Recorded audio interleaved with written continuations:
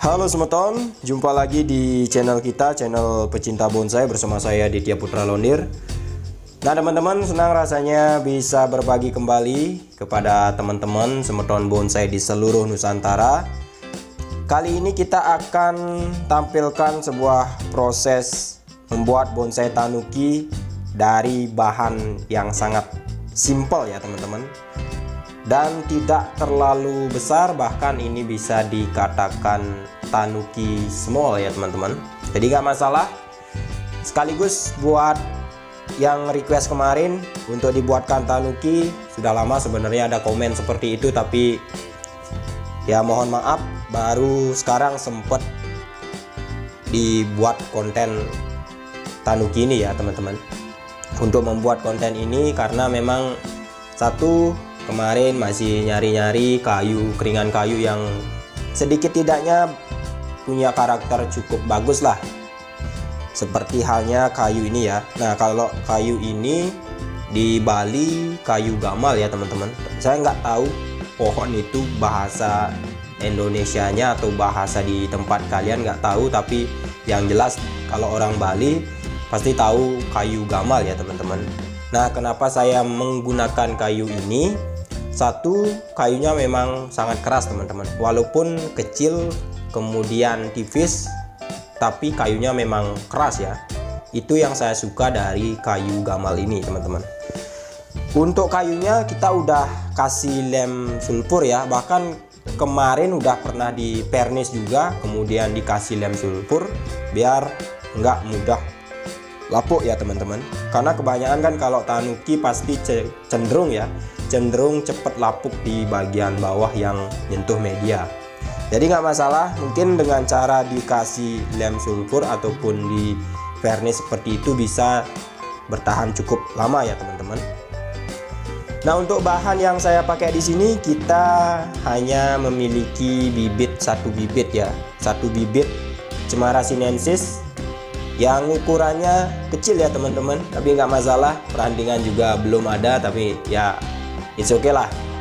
Itu tantangan untuk kita kali ini, gimana nampilin pohon ini biar kelihatan ya cukup menarik mungkin teman-teman, cukup menarik, kemudian lebih enak untuk dilihat lah dibandingkan kita lihat bibit seperti ini. Itu ya teman-teman.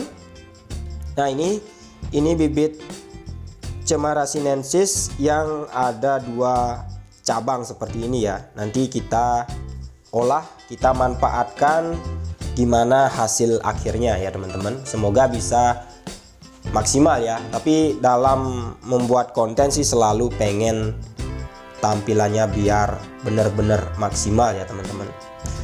Nah ini saya katakan tadi juga keterbatasan perlengkapan dan juga peralatan ya. Biasanya kan kalau buat tanuki biasanya dibuatkan alur di pohonnya atau di kayu keringannya, kemudian ya banyaklah perlengkapan yang masih sangat kurang. Nah ini juga sekaligus menjawab bahwa membuat sesuatu yang menarik itu tidak harus dengan perlengkapan yang lengkap atau alat-alat yang lengkap ya teman-teman. Kita bisa berkreasi ya, pokoknya maksimalkan perlengkapan atau peralatan seadanya, kemudian kita buat biar tampilannya lebih oke, lebih menarik.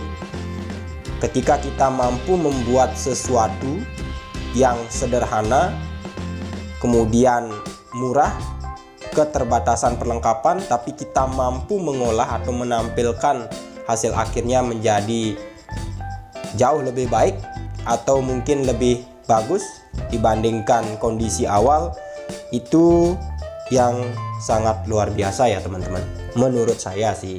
Karena memang banyak sekali perlengkapan peralatan yang masih sangat kurang juga untuk mendukung membuat konten-konten seperti ini. Itu ya teman-teman. Nah bahkan ini saya harus ikat batang-batangnya teman-teman, ikat batangnya menggunakan kawat seperti ini ya, biar kesannya agak maulah menempel di batu. Nah, biasanya kan dibuatkan alur, kemudian dengan harapan kedepannya nanti setelah batangnya membesar akan menutup akan nempel lah di kayu keringannya itu teman-teman. Itu biasanya sih yang sering saya lihat. Tapi karena perlengkapan kurang, jadi nggak masalah, kita bisa manfaatin hal-hal seperti ini ya. Nggak ada dibuatkan alur ya, kita bisa ikat menggunakan kawat seperti ini, bahkan tali pun bisa ya teman-teman. Yang penting nanti lambat laun setelah pertumbuhannya subur, pohonnya membesar, pastilah mau diem ya. Diem dalam artian sedikit mengikuti alur dari keringan pohon ya teman-teman. Pohon yang kita pakai atau kayu yang kita pakai. Nah itu ya. Oke, jadi ini udah masuk ke tahap proses pengawatan teman-teman.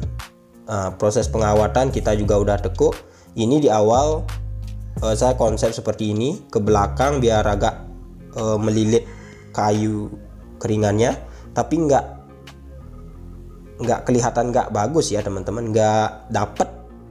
Jadi kita akan sedikit lakukan perubahan ya. Nah ini misalnya nih, ini saya coba tampilannya seperti ini, tapi nggak mau teman-teman. Nah kita kembaliin, kita buat biar ya sedikit tidaknya apa ya, nginflow atau kebentuk lah kayak mungkin piramid seperti itu teman-teman, biar agak kelihatan seperti pohon yang udah banyak perantingannya seperti itu. Oke, ini percobaan pertama teman-teman, jadi mungkin banyak sekali kekeliruan yang saya lakukan. Mungkin dari teman-teman yang sudah biasa buat tanuki bisa kasih saran lah, sebaiknya seperti apa membuat tanuki. Ya mungkin selain referensi dari sosial media, mungkin teman-teman punya pengalaman tersendiri, punya mungkin eksperimen sendiri dalam membuat tanuki, sehingga tercetus ide-ide untuk mengakali membuat tanuki. Kalian bisa sharing lah di kolom komentar ya teman-teman.